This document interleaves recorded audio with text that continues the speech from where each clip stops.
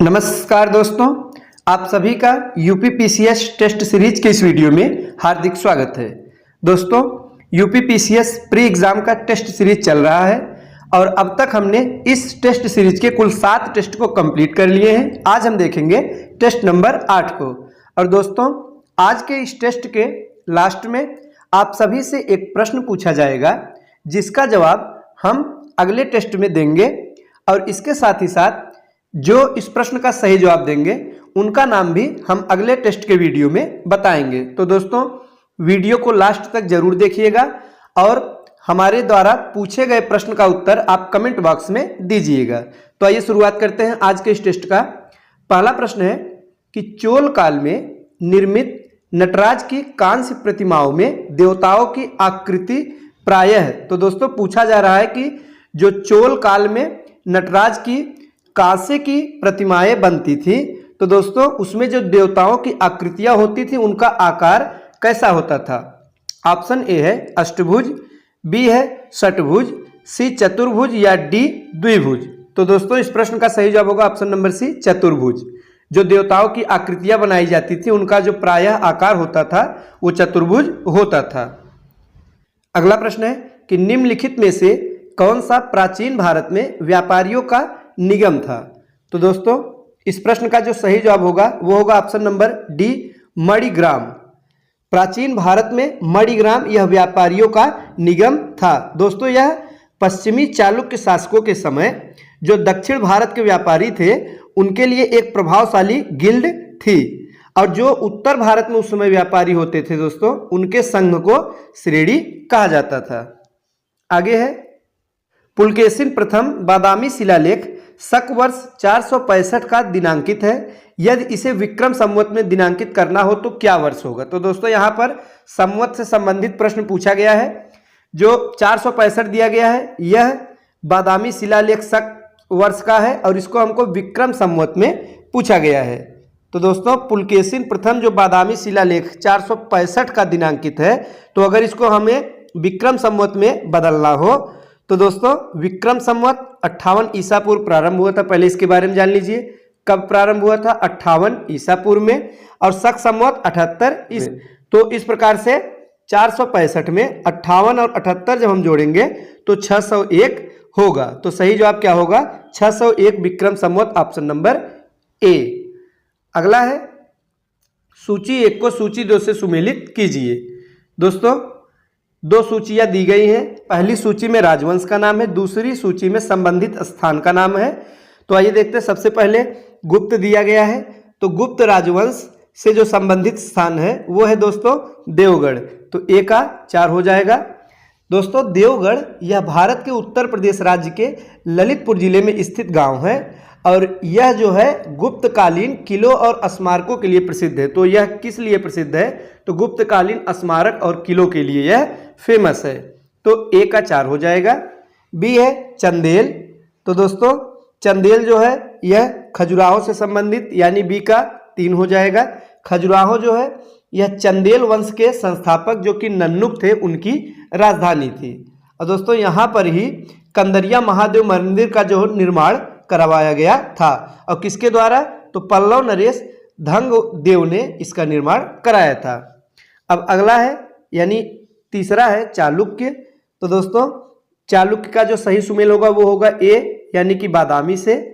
बादामी यह चालुक्य वंश की राजधानी है। और डी है पल्लव, सही सुमेल होगा दूसरे से यानी पनमलय से। दोस्तों पनमलय यह तमिलनाडु में स्थित है और यह पल्लव वंश के दौरान जब पल्लव वंश का शासन था तो दोस्तों उस समय यह संरचनात्मक यानी प्रसिद्ध प्राचीन मंदिरों के लिए फेमस था, प्रसिद्ध था। आगे है कथन और कारण दिया गया है। तो आइए देखते हैं दोस्तों। कथन दिया गया है कि पांडिनेन किलकनक्कु समूह की अहम एवं पूरम कविताएं संगम संरचनाओं का अनुवर्तन है। कारण है कि उन्हें प्रमुख संगम रचनाओं के विपरीत उत्तर संगम रचनाओं में सम्मिलित किया गया है। तो दोस्तों जो कथन दिया गया ये तो गलत है और कारण बिल्कुल सही है। तो इस प्रश्न का जो सही जवाब होगा वो क्या हो जाएगा, ऑप्शन नंबर डी, यानी ए गलत है किंतु आर सही है। अगला प्रश्न है चोल राजाओं में किस एक ने सीलोन पर विजय प्राप्त की थी? महत्वपूर्ण प्रश्न है दोस्तों, बार बार यह पूछा गया है। तो किस चोल शासक ने सीलोन पर विजय प्राप्त किया था? तो सबसे पहले यह जान लीजिए कि सीलोन यह स्थान कहाँ है दोस्तों। तो वर्तमान में जो श्रीलंका है उसी का प्राचीन नाम सीलोन था। तो दोस्तों श्रीलंका जो कि पड़ोसी देश है, तो श्रीलंका पर किस चोल शासक ने विजय प्राप्त की थी? तो इस प्रश्न का सही जवाब होगा ऑप्शन नंबर बी, राजराजा प्रथम ने। तो दोस्तों चोल शासक जो कि राजराजा प्रथम थे, उन्होंने सीलोन यानी श्रीलंका पर विजय प्राप्त किया था और वहां के शासक महेंद्र पंचम पर आक्रमण कर उनकी राजधानी को बुरी तरह से नष्ट कर दिया था। तो इस प्रश्न का सही जवाब होगा ऑप्शन नंबर बी। आगे है, भारत के इतिहास के संदर्भ में निम्नलिखित युगों पर विचार कीजिए। दोस्तों शब्द दिए गए हैं और उनके बारे में दिया गया है कि यह किस लिए इस शब्द का प्रयोग किया जाता था। तो पहला जो शब्द है वो है एरीपत्ती। तो दोस्तों इसका विवरण दिया गया कि भूमि जिससे मिलने वाला राजस्व अलग से ग्राम जलाशय के रखरखाव के लिए निर्धारित कर दिया जाता था। तो कहा गया है कि ग्राम जलाशय के रखरखाव के लिए जो अलग से भूमि निर्धारित की गई थी जिससे कि राजस्व मिलता था, उसको एरीपत्ती कहा जाता था। तो बिल्कुल सही है, पहला कथन बिल्कुल सही है। दूसरा है कि तनियूर, और दिया गया दोस्तों एक अकेले ब्राह्मण अथवा एक ब्राह्मण समूह को दान में दिए गए ग्राम को तनियूर कहते थे। तो दूसरा जो कथन है वो गलत है दोस्तों, दूसरा कथन गलत हो जाएगा। तनियूर यह एक विशिष्ट राजस्व इकाई होती थी चोल साम्राज्य में। तो अब आइए देखते हैं तीसरे कथन में क्या है। तीसरा शब्द है घटिका, प्रायः मंदिरों के साथ संबद्ध विद्यालय। तो दोस्तों जो मंदिरों के समीप या उनके साथ में विद्यालय बनाए गए थे चोल शासनकाल में, उनको घटिका कहा जाता था। तो तीसरा कथन सही है। तो इस प्रश्न का जो सही जवाब होगा वो होगा ऑप्शन नंबर डी, यानी 1 और 3 ये कथन बिल्कुल सही है। अगला प्रश्न है, प्राचीन दक्षिण भारत में संगम साहित्य के बारे में निम्नलिखित कथनों में से कौन सा एक सही है? तो इस प्रश्न का सही जवाब होगा ऑप्शन नंबर बी, वर्ण का सामाजिक वर्गीकरण संगम कवियों को ज्ञात था।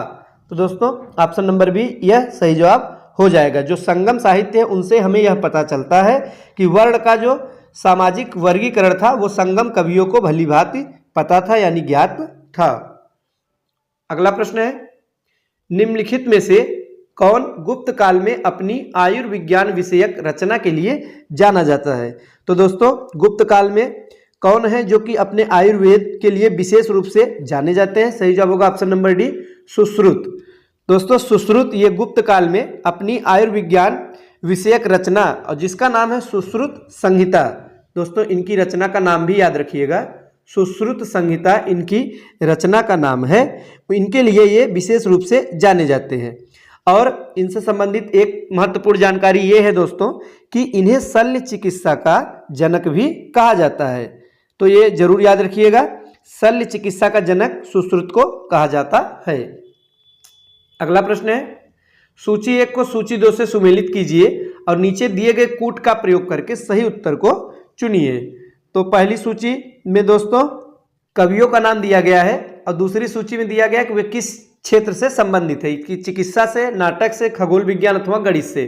तो आइए सही सुमेल करते हैं। सबसे पहला है विशाख दत्त। तो दोस्तों विशाख दत्त ये एक प्रसिद्ध नाटककार थे। तो इन्होंने नाटक लिखा है, तो ए का 2 से सुमेल हो जाएगा। और इनकी प्रसिद्ध जो कृति है मुद्रा राक्षस, जरूर याद रखिएगा, यह हमेशा परीक्षा में पूछा जाता है। तो मुद्रा राक्षस ये इनकी कृति का नाम है। अगला है वराह मिहिर। तो दोस्तों वराह मिहिर ये खगोल विज्ञान से संबंधित है, बी का 3 हो जाएगा। ये एक खगोल वैज्ञानिक हैं और इन्होंने बृहद संहिता, लघु जातक आदि रचनाओं की रचना की है। तीसरा है चरक। तो दोस्तों चरक एक प्रसिद्ध चिकित्सक थे, सी का 1 हो जाएगा। और चरक ने दोस्तों शल्य चिकित्सा के क्षेत्र में अपना विशेष योगदान इन्होंने दिया है। और डी है ब्रह्मगुप्त। तो दोस्तों ये गणित से संबंधित है। ब्रह्मगुप्त ये प्रसिद्ध गणितज्ञ थे और इनकी जो रचना है वो ब्रह्म सिद्धांत है। तो इस प्रश्न का सही जवाब होगा ऑप्शन नंबर सी, यानी ए का 2, बी का 3, सी का 1 और डी का 4। अगला प्रश्न है, गुप्त काल में लिखित संस्कृत नाटकों में स्त्री और शूद्र बोलते हैं। तो दोस्तों गुप्त कालीन जो नाटक लिखे गए हैं उनमें स्त्री और शूद्र द्वारा किस भाषा का प्रयोग किया गया है? तो महत्वपूर्ण प्रश्न है और इस प्रश्न का सही जवाब हो जाएगा प्राकृत भाषा का प्रयोग किया गया है। सही जवाब होगा ऑप्शन नंबर बी, प्राकृत भाषा। दोस्तों अब अगला प्रश्न है और जिसका उत्तर आप लोगों को देना है। अब प्रश्न यह है कि गुप्त शासकों द्वारा जारी किए गए चांदी के सिक्के कहलाते थे। तो दोस्तों जो चांदी के सिक्के गुप्तकालीन सिक्के थे उनको क्या कहते थे? ऑप्शन ए है रूपक, बी कासारपड़, सी है दीनार या डी पड़। तो इस प्रश्न का जवाब आप कमेंट बॉक्स में दीजिएगा और इसका सही उत्तर हम अगले वीडियो में बताएंगे। तो आज का वीडियो अच्छा लगा हो तो लाइक करें। मिलते हैं अगले वीडियो में, तब तक के लिए नमस्कार।